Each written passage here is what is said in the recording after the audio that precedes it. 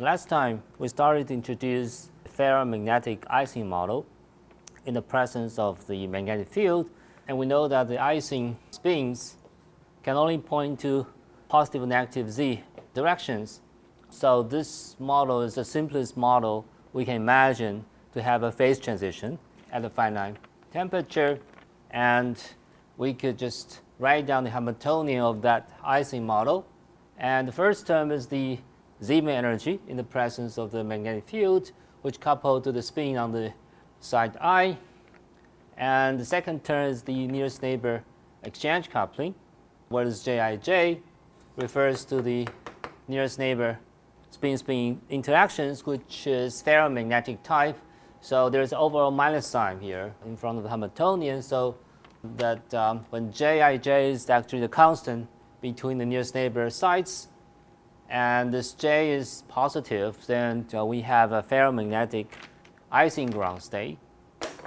When the system size is infinitely large, and at any finite size, we could calculate the free energy density as a function of temperature, field, and exchange coupling J, following this statistical mechanics approach that we calculate the partition function, which is the trace of the Boltzmann weight e to the minus beta h omega.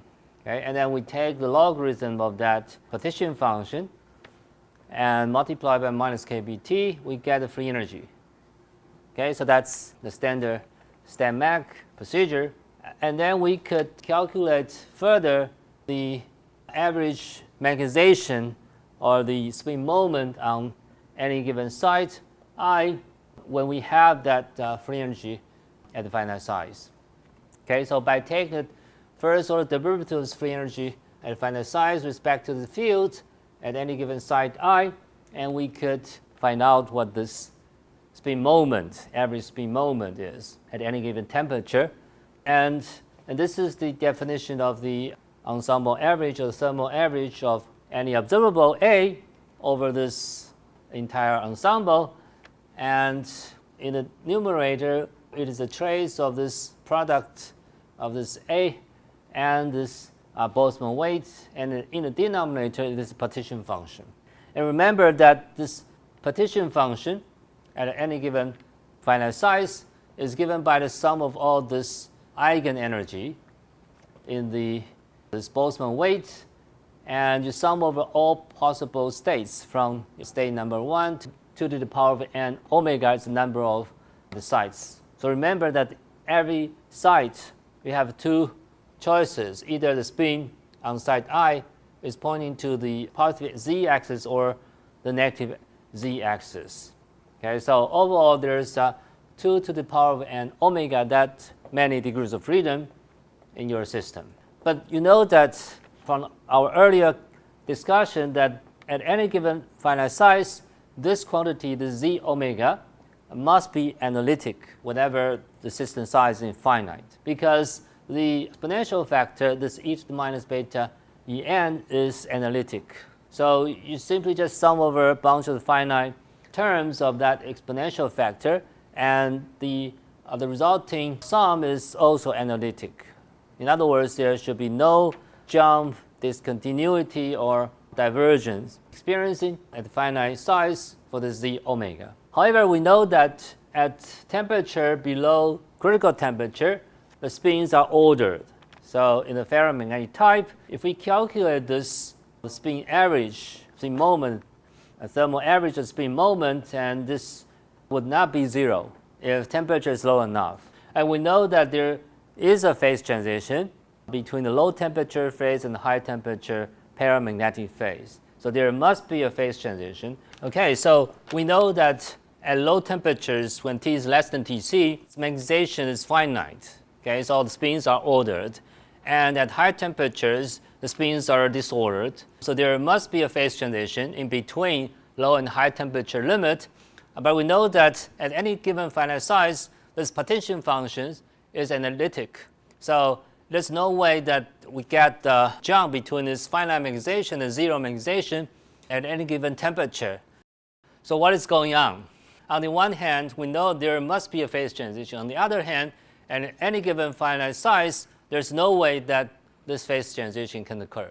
So there's this only chance that we have a phase transition is taking the thermodynamic limit, as we mentioned many times in the past, when this volume goes to infinity and we have finite magnetization. And we will get back to this later, just a moment.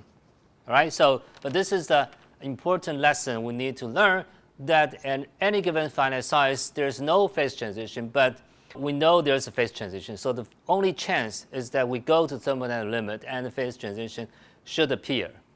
And how exactly that we could observe such a phase transition when finite size becomes infinite is our next topic. But in order to see this phase transition, we need to know these analytical properties of this free energy density, this little f omega. Remember, we defined that previously already. And this principle of analytic properties of f tells us how this phase transition can occur in principle. So we need to study more precisely and more mathematically what the analytical properties of this f function behave at any finite size, and then we should know how this phase transition can occur in the thermodynamic limit. So there are 6 analytical properties of this f function that are listed in our textbook. So the first property is that this little f omega is actually a negative valued function. And we will prove all of them in the following, but let me just list all those analytical properties of this f function. So this f omega is continuous function of this exchange coupling, this field, and temperature, and so on. And the third property is that the first derivative of this f function with respect to temperature and also with respect to the field exists almost everywhere. Namely, there's a limit when this epsilon goes to 0 for any given value of x, where x can be temperature, field, or the coupling constant. We have the point close to this x where this limit exists. It's fx plus epsilon minus f of x divided by epsilon, which is on the right side of this particular point x, and it also exists on the left side of this point. So which means that whenever you focus on a particular point in your parameter space and you look for the derivative of this f with respect to temperature, field, or coupling constant very close to this x where this epsilon goes 0, and these 2 points on the left and right sides of this x merges to x infinitesimally close to this x, and that limit exists on both sides of this x. So which means that this first order derivative of this f with respect to this coupling constant or field of h and temperature exists. And number 4 is that the entropy defined by this minus temperature derivative of this free energy density is positive. And this value of this derivative exists almost everywhere. So almost everywhere, so there should be some exceptions that this derivative doesn't exist or have some singular properties. And that point, special points where this derivative may have singular properties will become the phase transition points, or we'll later discuss that. Number 5, this derivative of this free energy density with respect to temperature is monotonic, non-increasing function of temperature, which means that the second derivative of this free energy density with respect to temperature is actually less than or equal to 0. Okay, so we will come back to this in just a moment. Okay, so take a short break, and when we come back, we will continue describing the other analytical properties of this free energy density, and we analyze and prove those properties. So we just define this first derivative of this free energy density with respect to temperature as a non-increasing, monotonic, non-increasing function of temperature, which leads to the condition that the second derivative of free energy density with respect to temperature is always less than or equal to 0, which means that this is non-positive value, and that has a physical meaning. Okay, the physical meaning is that if you calculate the specific heat of the system, which is defined as temperature times partial S partial T as a fixed field, where S is the entropy. And if you do the algebra, you'll see that this is given by minus T times the second temperature derivatives free energy density. And from this conclusion, we conclude that the specific heat is always non-negative value. Okay? And thermodynamically, this is a required condition because that guarantees the system is in thermodynamical stable state. To reach the thermodynamic stability, you must need this condition to be satisfied. Okay, so here comes my homework problem to you. Okay, so to derive this relation, the specific heat is actually proportional to temperature times the second temperature derivatives free energy density. Okay, so from your statistical mechanics textbooks, you should be able to derive such a relation. So number 6 property of this f function is that the first order derivatives f with respect to this field, when field is actually small, is a monotonic non-increasing function of h. Okay, just like this, the above condition for a specific heat, this partial f partial h is also monotonic non-increasing function of h. In other words, the second order derivatives f with respect to the field is non-positive value, which leads to the isothermal susceptibility of the system, which is a positive value. So this chi t refers to the isothermal spin magnetic susceptibility, which is defined as partial m, where m is magnetization, partial h at a constant temperature, which we call isothermal spin susceptibility, and that quantity is proportional to second order derivatives f with respect to the h with a minus sign at the constant temperature. And with that condition, the second derivatives f with respect to h is non-positive, which leads to this positive non-negative condition for this chi of t. And this is another stability requirement for statistical system, that the isothermal spin susceptibility must take a non-negative value. So this is another homework. Derive it. So from the definition of magnetization, and you take the first derivatives m with respect to the h as constant temperature, and you derive this is minus second order derivatives f with respect to h. Okay, so I believe you are able to derive both conditions from your statistical mechanics. So that's all. But we need to show or prove these conditions one by one. So first, remember, analytic properties of little f is that it is a negative value function. It's actually negative.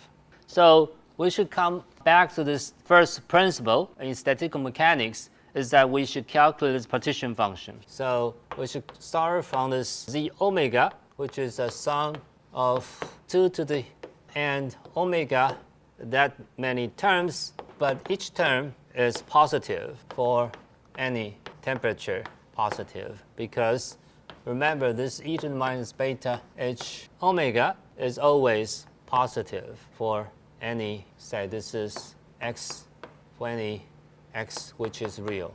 All right, so this partition function is a bunch of this summation over a bunch of positive term at any given finite temperature, which is positive. And we could always show that this z omega is actually greater than 1. And the way we see this is that there is at least one configuration of spins, which I denoted this Si star, is a particular arrangement of the spins on the lattice, and that arrangement leads to this Hamiltonian. It's actually taking a negative value. There exists at least one such a configuration of spins such that the Hamiltonian is actually taking a negative value. And in that case, this e to the minus beta h omega is actually become larger than 1, because when h omega is negative and there's a minus sign here, therefore this is e to the absolute value of beta h, which is certainly greater than 1. And so we will see that there exists at least one such a configuration which leads to negative value for this Hamiltonian. And what is that configuration then? what is the Si star? Well, the answer is this. For field negative and exchange coupling J positive, and suppose this Si star is actually taking all negative value, -1, meaning suppose all the spins point down, and I apply the field which is negative, and my exchange coupling J is actually positive. In that case, the Hamiltonian leads to the negative eigenvalues, and therefore leads to a value greater than 1 if you compute this partition function. Okay, there must be a term, and that term corresponds to that configuration, which leads to the partition function greater than 1. So that is the background. So in that case, we could calculate this f function as we defined already, which is the free energy divided by the number of particles, and which is minus kBT log of z omega. And since z omega is larger than 1, and so in other words, this log function is actually positive. Okay? But remember, there's a key factor -1 in front of this free energy density. As a result, the whole thing becomes negative. Check. So we successfully proved that this free energy density at any given finite size is always taking negative value, okay, at least for the Ising model. So let's prove the analytical property of D, which is the positive value for this entropy. And the way we prove this is, again, follows from standard statistical mechanics. Okay, so we come from the partition function and free energy, and we take the temperature derivatives of free energy back the first order, and we get this two contributions. And so let me just spell out all these contributions. There are two contributions. When we take the temperature derivatives of free energy, because the free energy has this two functional form which depend on temperature. The first is the kBT, another is the log of z. So let me just rearrange these terms. Okay, so finally we are able to rewrite this temperature derivatives free energy in terms of a density matrix rho, where this rho omega is defined as the ratio e to the minus beta h to this partition function. And from the definition of this density matrix, we can easily see that this rho omega is actually somewhere between 0 and 1, because this is certainly a positive value function, because all the factors are positive valued, and it is certainly less than 1 because the denominator is actually the partition function, which is the sum of all such a Boltzmann weight. But the numerator here, e to the minus beta h omega, is just a particular component of this all possible terms. So it is just the part of this trace of this e to the minus beta h. As a result, this ratio is actually somewhere between 0 and 1. So if this is the case, then the log of rho omega is always negative, because this is somewhere between 0 and 1. So if you take a log, it is certainly negative value.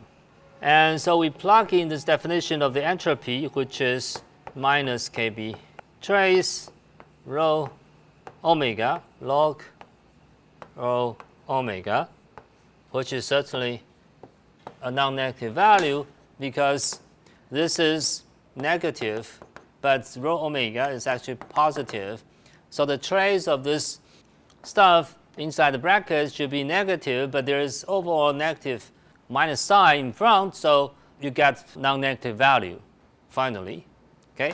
So again, we check the fourth condition that the entropy should be non-negative value, which is again the stability requirement for many body system. Previously we have shown that the condition A and D are satisfied from the principle of statistical mechanics, namely this partition function and its derivative. So what about the other conditions that the second, the third, and fifth, and so on.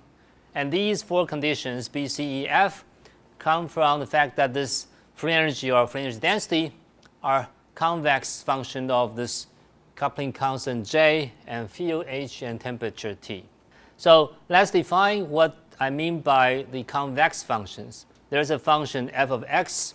Vex condition for this f of x is that we can take a linear superposition between this x and y inside this argument. We form this alpha 1 x plus alpha 2 y, such a linear combination of the parameter, and where this alpha 1 plus alpha 2 is actually 1, and alpha 1, alpha 2 both are prefactors in between 0 and 1.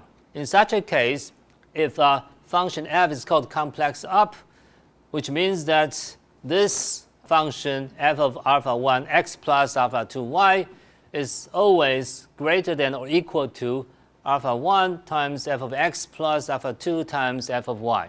So we can use a plot to illustrate this definition. If I have a convex up function, which marked by a yellow curve for the f functions as a function of the x, then the linear combination of the argument alpha 1 x plus alpha 2 y, linear superposition along this line, and you'll see that this f function is always greater than this chord, which represents linear combinations of f of x and f of y with the proper coefficients alpha 1, alpha 2 defined above. So, which means that the actual function value is always above the chord, red dashed lines, which is a line passing through this curve or convex up function with a two intersection here and there.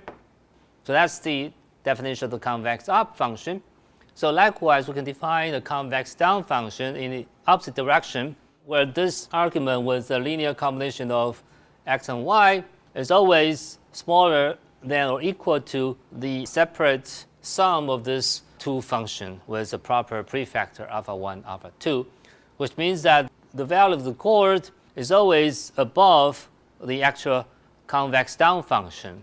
Okay, so we will show that in the real statistical mechanics problems, the free energy density is always a complex convex up function. It's not a convex down function. So we will see in just a moment. But we could use the convex properties of this f function or free energy density further show that if this f function is bounded and it is a convex, say, up or convex down function, then we have the following three properties. Okay, the first property is that the f function is continuous almost everywhere, and the second is the f function is differentiable almost everywhere, and finally, partial f partial x is monotonically non-increasing function for convex up of f, and it is a non-decreasing function if this is a convex down. In other words, the f function is always continuous, which means that you cannot have a jump or discontinuity in your parameter space. As illustrated here, so suppose there is a jump right here at a particular value of x, and you can see that it violates the convex properties. So the f function is either convex up or convex down. You cannot have both. But if you have a jump here, then for the upper curve, it is what? It is a convex up, but for the lower part of the curve, it is a convex down. So in other words, you cannot let this happen because the f function is either convex up or convex down, but you'll see later that the f function is always convex up. So which means that you cannot have a jump of free energy density as a function of your parameter h, j, or t. However, a kink defined as a sharp intersection of two curves right here in the middle is possible. Okay, so you are okay to have a f function as a function of x, a kink, somewhere in your parameter space. So if you draw a chord below this kink, you can always see that this is a convex up condition satisfied. So the kink is okay, but the jump is not okay. So now we are in the position to show that this free energy density, f omega, is convex up function. So to see this, we should come back to our statistical mechanics. Namely, we should calculate the partition function, but this convex up condition, we also need to use another relation, which is we call this Holder inequality. It says that the f function, suppose f is the free energy, then this is always a convex up function, which means that this condition must be satisfied. But in this case, this f function is actually the free energy density. That comes from this partition function. And that is non-trivial. So let's try to prove this. So we know that this partition function at any given finite size is given by this trace of e to the beta h sum over I s I e to the beta j sum over I j s I s j. Suppose I define this function g of s. Then the Holder inequality says that the product of this summation, gk to the power of alpha sum over k times hk power of beta, is always less than or equal to the product of a separate sum to the power of alpha times k. So for two sequences, g as function of k and h as function of k, if you make a product of these two functions, one is gk to the power of alpha, another is hk to the power of beta, you sum over k just once, and this result is always less than or equal to the product of the two functions, and one is you sum over k for gk, but after the summation, you actually take this power of that result to the power of alpha and multiply by the similar term with power beta for h. Okay, and that condition will actually lead to the Holder inequality for this partition function. So z are omega h1 to the power of alpha 1 and z omega h2 to the power of alpha 2. So we try to derive the convex up condition for the free energy density from so-called Holder inequality that we just defined. And so let me just start from the starting point of this partition function. And we should try to calculate the partition function as a function of the field for the Ising ferromagnet. And we could take a linear combination of these two fields, H1 and H2, with the proper coefficient alpha 1 and alpha 2, such that alpha 1 plus alpha 2 is actually 1, and both alpha 1 and alpha 2 are between 0 and 1. And so we could separate this partition function into two pieces. The first piece is the trace of this e to the beta h sum over individual spins which couple to the field h. And the second piece is the Boltzmann weight, which has nothing to do with the field. It's just a spin exchange coupling, which we call this g, italic g, as function of s, where s represents for a spin. So if I just expand this z omega as a function of alpha 1 h1 plus alpha 2 h2, just based on this way of decoupling this partition function in terms of the field dependent and the field independent factor. And what I get is that I can extract all this field dependent factor in this exponential factor, and we put all these terms that is independent of the field as just a g italic function of s. But I can just rewrite everything in terms of the trace, but this trace, inside the trace, I have two factors. One is this exponential function multiplied by g of s, and everything to the power of alpha 1 multiply the similar term as function of h2 to the power of alpha 2. So I simply just rearrange the terms from the simple expansion of this partition function, but I can recognize that the trace of these two products is actually less than the product of the trace to the power of alpha 1 alpha 2 multiplied together, and this condition is precisely the Holder inequality telling us that this line is always smaller than or equal to the line below, which is a separate product of the trace to the power of alpha 1 and power of alpha 2. But what are they? So this trace to the power of alpha 1, if you look at the function inside the trace, and this is nothing but this partition function, z for h1, field h1. And you should take the power of the z as function h1 to this exponent alpha 1. And likewise, the second term is nothing but z omega as a function of h2 to the power of alpha 2. And as a result, we already showed that this is less than or equal to z h1 to the power of alpha 1, z h2 to the power of alpha 2. All right? So now we take the logarithm on both sides of this inequality, and remember that the free energy in terms of the log of partition function has this prefactor minus kbt. As a result, we should flip the sign of less than or equal to this greater than or equal to when we take the log of z and transforming this log z to this free energy or free energy density, there is a minus sign involving. So we should flip the relation, and this is the final expression, which is telling us that the free energy density as function of alpha 1 h1 plus alpha 2 h2 is always greater than or equal to the separate sums of this alpha 1 f of h1 and alpha 2 f of h2. And by definition, if you satisfy this relation of the free energy density and this free energy density as a function of the parameter or this magnetic field, is always convex up. So now we conclude that the free energy density as a function of the parameter h, and you can generalize this proof to the other coupling, say J or temperature T. So that's probably concludes all these analytical properties of this free energy density.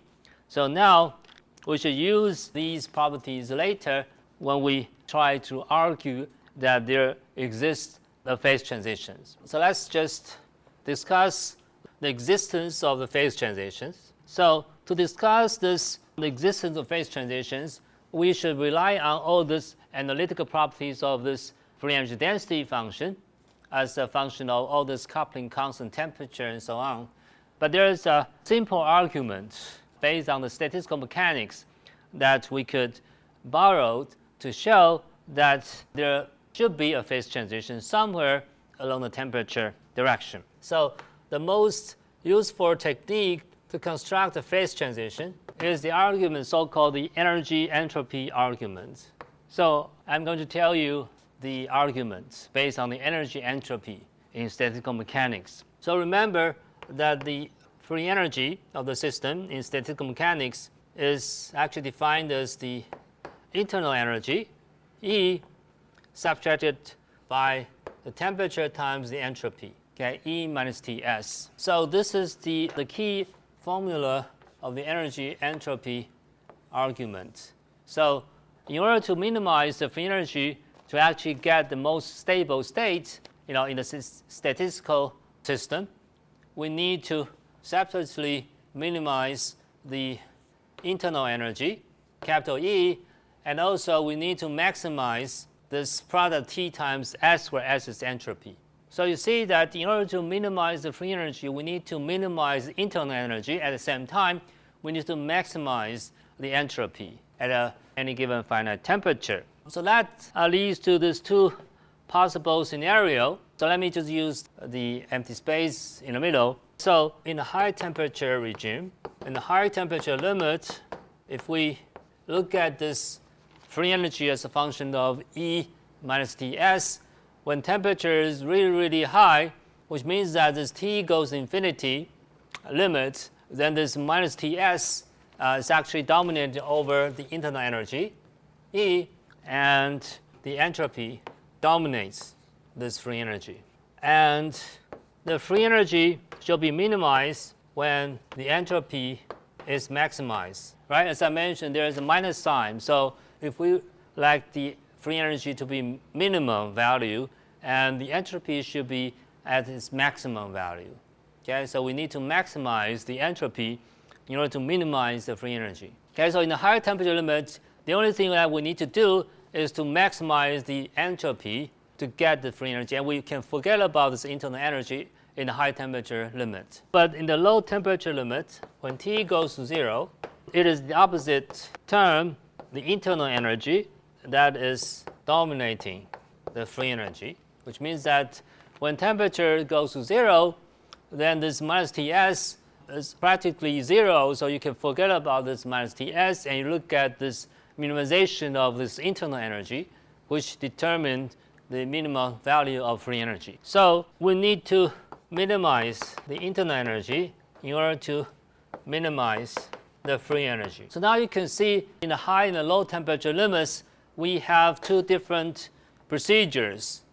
Okay, in the high temperature limits, we need to maximize the entropy, but in the low temperature limit, we need to minimize the internal energy. So to maximize entropy is not always the same as to minimize the internal energy. So these procedures are not entirely equivalent. Okay, so which means that these two procedures may lead to different situations. So if the microscopic states of systems obtained by these two procedures are different, then at least the phase transition must occur somewhere in between. So somewhere in the intermediate temperature at intermediate temperature. So in other words, if I maximize the entropy in the higher temperature limit, I get state 1, which is the result. So this is some order parameter. It's a function of temperature. So in the higher temperature limit, as I mentioned over there, we should maximize this entropy, so we get state 1. And in the low temperature limit, where we minimize the internal energy to minimize the free energy, we may end up finding that result is labeled by state 2. And the state 1 obtained by maximizing the entropy can be different from the state 2, where we minimize the internal energy. So the state 1, which I use this psi 1, and this is psi 2. So the bottom line is that the psi 1 can be different from psi 2. Of course, these two procedures may lead to the same conclusion or same states, and in that case, you don't have a phase transition, but in many cases, they are different. So by maximizing the entropy, you find state 1 as your solution, and by minimizing the internal energy, you find as psi 2 is your result. So in many cases, these two states are not the same. So when these two states are not the same, you get a phase transition somewhere in the intermediate temperature regime, which we call this critical temperature. And that is precisely where this final temperature phase transition occurs. So that is called the energy-entropy argument, which is a very strong and practical, useful argument that everybody should learn from your statistical mechanics, that a phase transition is possible if these two procedures lead to two different states. And you should expect that these two states cannot be the states of this matter or this many-body system everywhere. So there must be a phase change or phase transitions somewhere in an intermediate temperature regime. So let me summarize today's lecture. We demonstrate that F function, or this free energy density, as function of the parameters, temperature, field, or exchange couplings, show analytical properties. And the most important analytical properties of this free energy density is the convex up nature of this F function. And that will turn out to be a most important property that we will use later.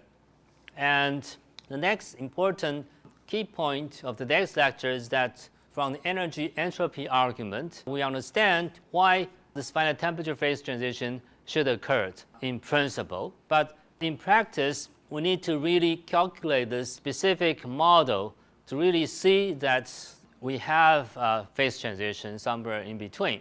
And to that end, we should wait until next lectures to really calculate this Ising model, both at finite size and thermodynamic limits. And we'll see that how the thermodynamic limit comes when we talk about the phase transitions. So another key concept of today's lecture is that the at any given finite size, the free energy density F is always an analytic function. And to really get the phase transition, as I defined already, that either the first order derivative of the free energy density with respect to the coupling should become discontinuous, or the second order derivative of the free energy density with respect to its couplings should be a jump or divergent. But in any case, at any given finite size, this F function cannot be singular or discontinuous. So in order to see this phase transition, we must go to the thermodynamic limits when the volume of the system or particle number of the system goes to infinity. All right, so that's this important conclusion and concept of the phase transition that I have just laid out for you. Okay, I'll see you next time.